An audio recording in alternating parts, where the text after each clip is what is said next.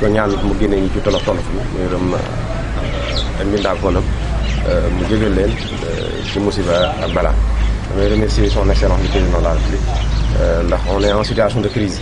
te lu nekk dafa am njiit jël na toutes les choses en main, toutes les initiatives en main, en passant par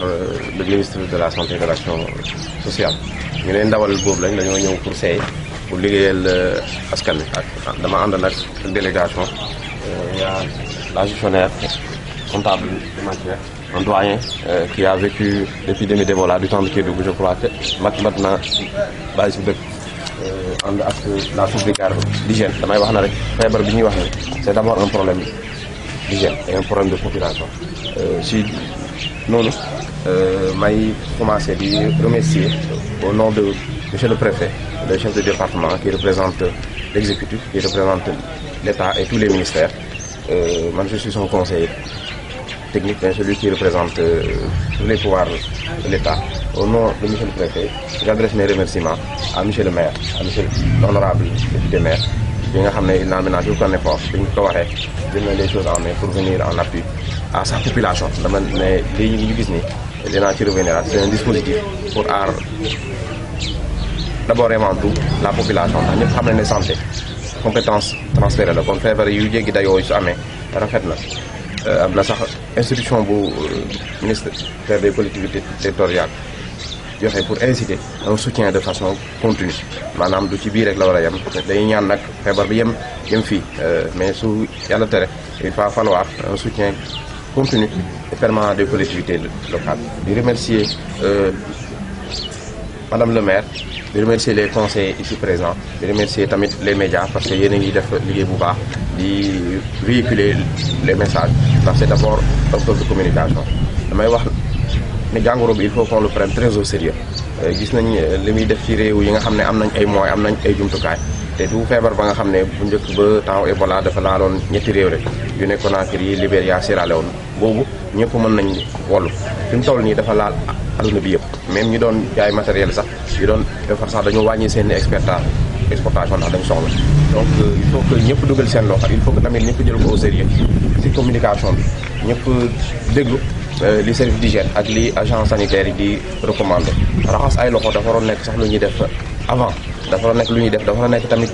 lu continuer ndax soo jëlee la plupart des maladies infectieuses mën naa xayma sax ne 80% lu ñu joxe loxo moo koy joxe. sunu tradition la mais tradition culture boo gis rek am na tradition am na lu ci baax loolu dañ koy gàtt am na lu ci moyen bon loolu dañ ko amee am na nag nga xam ne nag baaxul te nit xel la àndal loolu dañ ko war a rejeter dañ ko war a jaare rejeter nuyoo loxoy yenn rassemblement yi nga xam ne amul incidence ci vie économique bi amul incidence ci vie sexuelle bi ñu wàññi ko bu baax ci inciter les jeunes ñu respecter les dispositions de l'État, respecter le couvre-feu, rester chez vous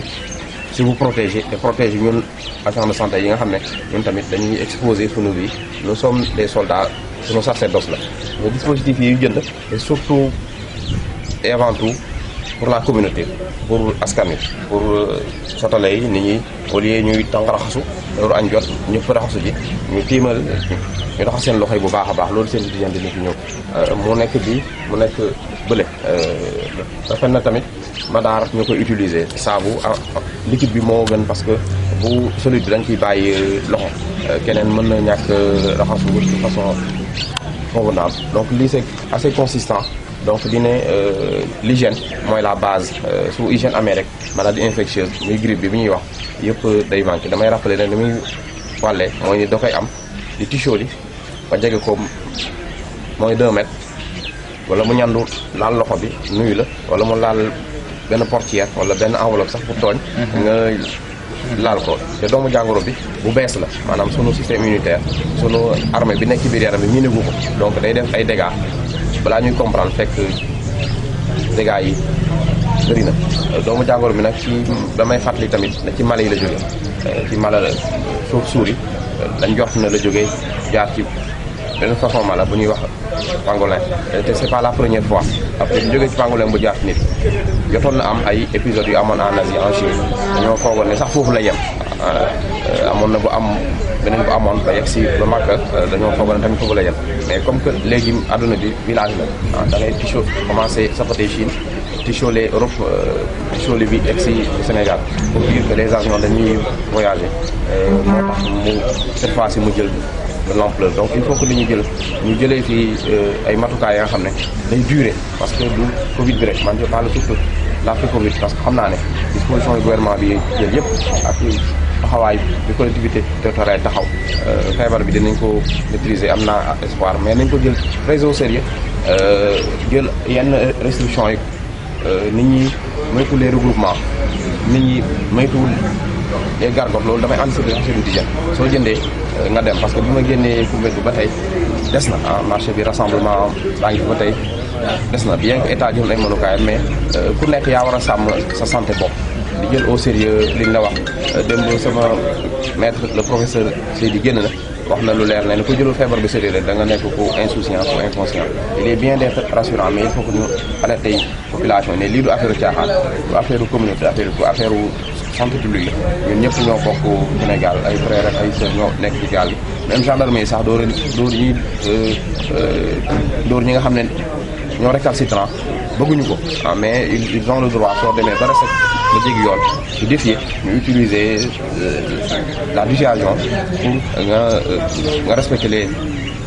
les consignes damay wax ne rek il faut que tamit ñu protéger les agents de santé parce que lii du mooy aar ñi nga xam ne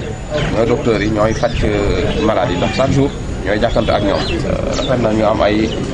masques ay gants ay équipement de protection yu doy alcogel yi ci lay bokk ay combinaison état na muy def lu mën mais soo nee France jaay ma mu ne la jaay ma man sax damaa soxla li ma yore dama koy denc lan nga ci mën lu dul masla donc rafet na tamit ñu xalaat ñi nga xam ne dañoo bàyyi seen famille bàyyi ay privilèges yu bëri ñëw liggéeyal seen réew genre ñu ñoo leen représenté mais am na ñeneen ñu bëri rafet na tamit ñu bàyyi xel ASC yi matron ñi nga xam ne ñoo ngi liggéey pour seen communauté di jël ay risques dañuy xam risque boobu mais dañuy continuer di liggéey rafet na ñu protéger leen ku ci nekk am masque boo protégé woo ku ñu nekk am gant yoo sol de façon régulière ndax masque boo sol pendant plus de 4 heures dañ koy changé loolu dina leen rassurer ñoom ay soldats lañ xam naa ne ñu dara nekkutoon sax wóolu naa seen engagement ak seen cher dof dinañ xeex doomu jàngoro bi au péril de leur vie mais nañ leen yes ñu bàyyi leen xel bu baax a baax léegi encore une fois maa ngi remercier mes collaborateurs di remercier le président du comité de santé damay wax ne suma yaatoo Koungheul ñoo ma yaataal di remercier Cheikh di remercier tamit di remercier tous les agents du sanitaire di leen lancer mes encouragements di leen wax ne c'est une phase difficile pour tout le monde pour notre pays je les accorde mon entière confiance je compte sur eux gaal gi ñoo ko bokk man direction bi rek laa yore il est temps à la discipline il est temps à la rigueur di exhorter encore une fois les populations à ce que ñu respectent les consignes leen ñaax tamit ñu gën a jàpp ci sensibilisation bi c'est une affaire très sérieuse qu'il faut prendre très au sérieux et que Dieu puisse sauver notre pays que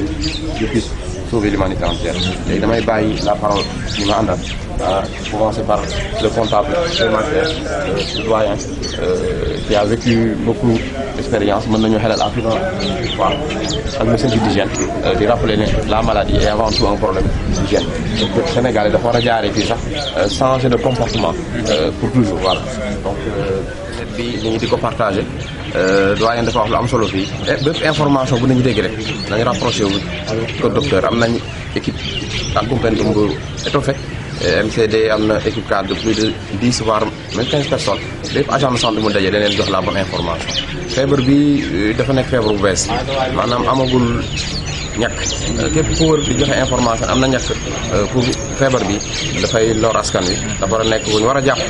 ci ndànk-ndànk yóbbu gendarmerie parce que feebar bu bees lu science xarañ mënul ci daar bi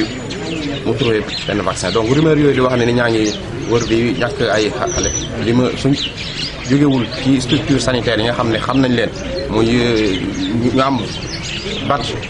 je crois am na benn agent bu fi taxaw nii wol ma ko moo ne son badge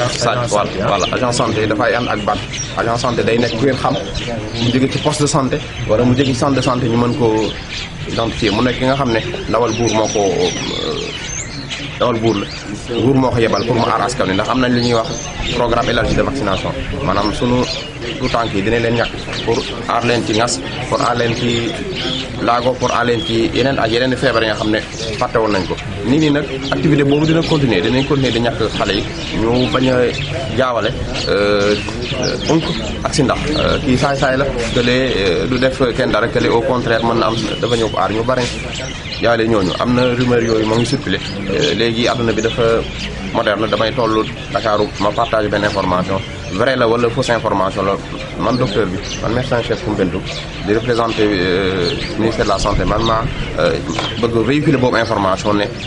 vaccination boobu amagul képp ku war ne day ñàkk xale yi contre feebar bu bees bi nañ ko jàpp discrètement yóbbu ko gendarmerie nag mooy dogal yoon buñ ko dóor buñ ko torox buñ ko def daal parce que ku ci nekk la dafa am sa pouvoir yam di wane ne loolu jotewut ak dara vaccination standard ñuy wax programme élargi de vaccination di wax ne bépp information bu jógewul ci ministère de la santé bu jógewul ci représente ses démembrements muy région médicale wala autorité administrative wala ñun agent de santé yi fi nekk na information ba nga xam ne c'est pas vérifié donc loolu laa bëggoon ñaax askan wi de doubler de vigilance et leen ñaax tamit ñu respecter les mesures d'hygiène di transmettre encore une fois mes salutations les remerciements de monsieur le préfet du département qui a bien voulu naturellement centraliser tous ces efforts et coordonner tous ces efforts pour que centralisation bi am au sommet de l'État mu mën a continuer ndax ce n'est que dans l'unité la discipline le respect de l'autorité et de l'ordre te la ñuy mën a endiguer la pandémie donc saa mën nga ñëw donc agent de santé buy dugg di vacciner il faut mu ànd ak bâche ba nga xam ne monsieur le préfet du département moo ko signé pour ngeen mën a xamee bu baax a baax ne kii ndawal buur la day am turam ak santam ak numéro carte d'identité am ak numéro carte d'identité donc loolu laa bëggoon a sensibiliser su ngeen gisee ñi nga xam ne xàmmewuñ leen loolu lu ñuy signaler gendarmerie la donc di wan ne seen liggéey ump la ñun liggéey bi ñu liggéey jotewut dara ñun ci Sénégal lañ bokk ay sénégalais lañ ci commune Cheikh moo ngi nii sama collaborateur la le président du comité de santé mu ngi nii je crois que ci luy avancé lu askan ci luy avancé lu Koumpentoum lañ nekk ñoom sax ay vecteur d'information la mën ngeen leen saisir su amee lu leerul ci seen population donc encore une fois yàlla nañ yàlla génnee ci tolof bi yàlla na yàlla sauver adduna bi yëpp du ma bàyyi kenn du ma bàyyi benn xeet ndax affaire de humanité la affaire mbooloo la merci encore une fois à vous aussi d'avoir bien voulu piloter tout ça voilà merci je vous remercie